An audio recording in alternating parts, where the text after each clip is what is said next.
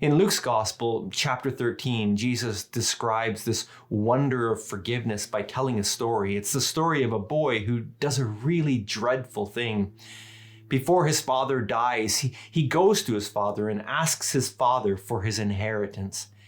He then runs off to a foreign land and blows the whole wad of money on wild living until finally he finds himself destitute and living with the pigs. And you remember, for a Jew, nothing would have been more rock bottom than living with the pigs.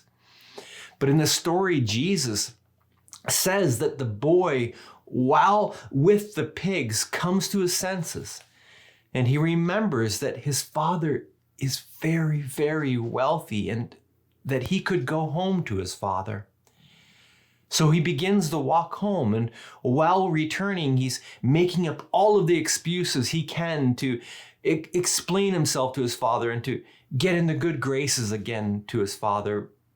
But then, and here's the wonder of the story that Jesus tells. Jesus says that while the boy was still a long way off, the father sees the boy walking, and the father runs to the boy and he calls over his shoulder to his servants, "Kill the fattened calf. It's time for a party. My son, who was a long way off, has come home."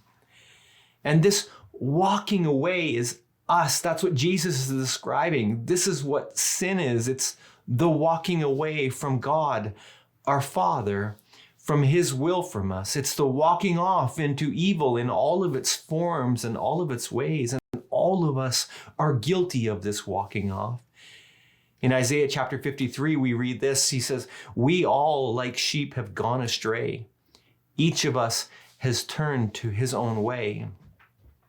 And then scripture says that this going away, just like the boy was away from his father, is what separates us from God. This is what we read in Romans chapter 3, verse 23. It says, "For all have sinned and fallen short of the glory of God."